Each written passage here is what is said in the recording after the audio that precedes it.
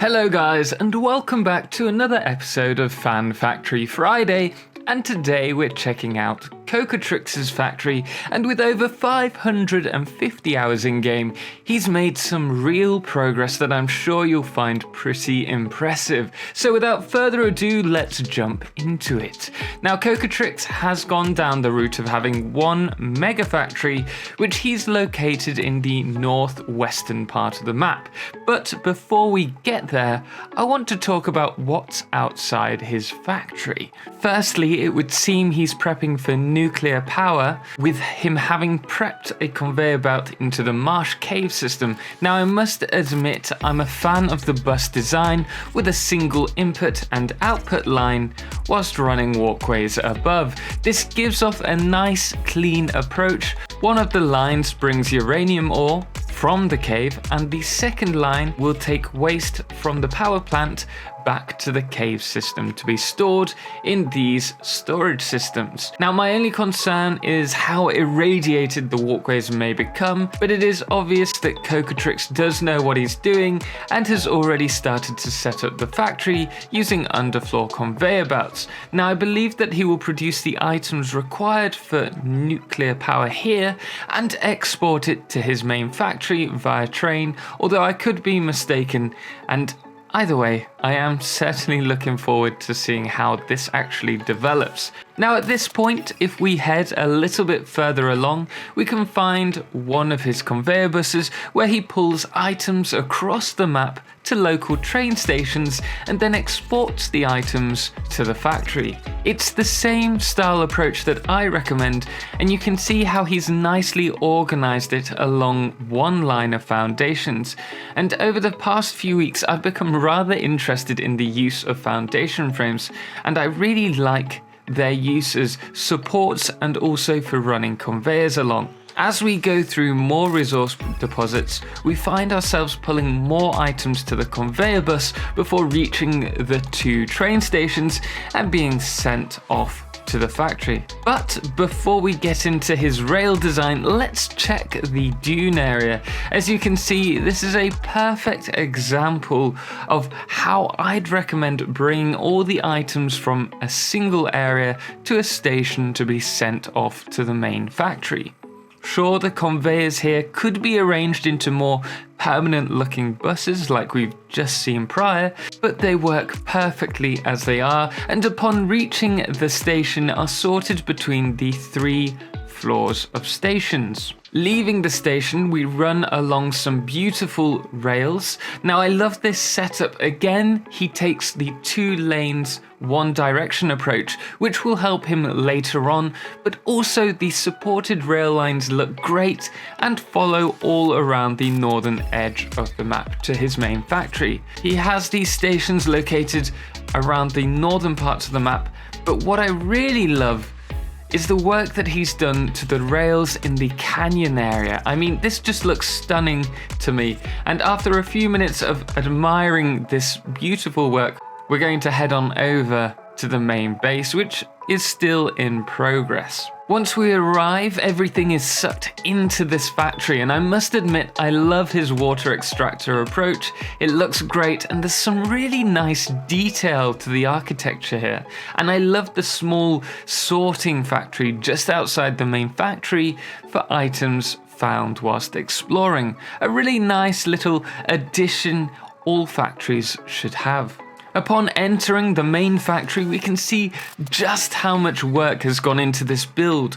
Trains enter into the top left corner, where they drop off their resources before they're sorted and sent to the various floors where they're necessary. For this, he uses these large bus lines where he can disperse the required ores to the first of his 3 manufacturing floors.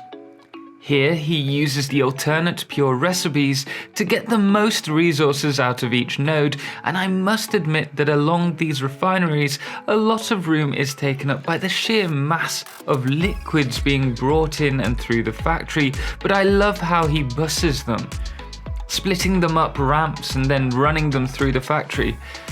I would love to see all of this factory eventually connected with walkways to allow for easier traversal but that is something that you can obviously add at the end, and I'm certain he's still got a lot planned for this factory.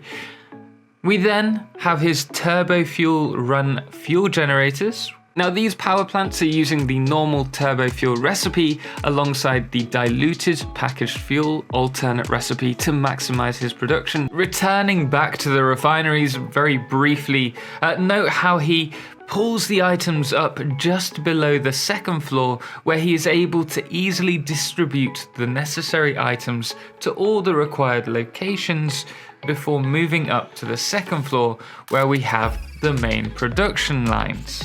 Here he's taken the approach of individually painting each manufacturing line. Now this makes the factory a lot easier to traverse and find particular sections.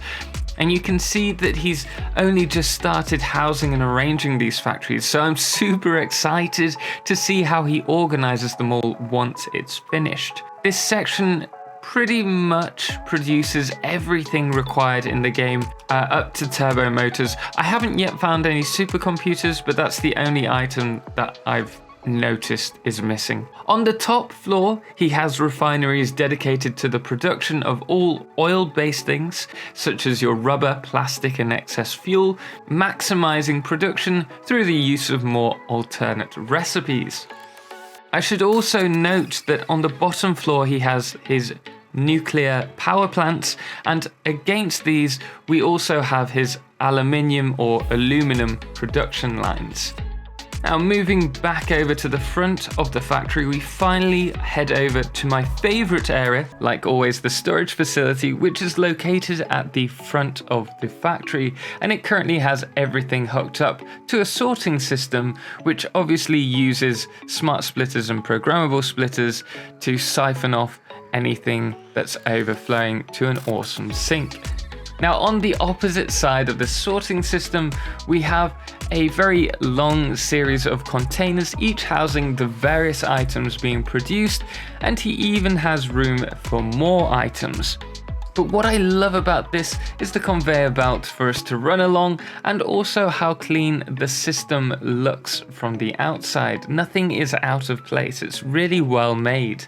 But that's really all we have time for in this video. So there you are guys, another Fan Factory episode dedicated to Kokatrix's save, and I must admit he's put in a huge amount of work and it's incredibly well organized.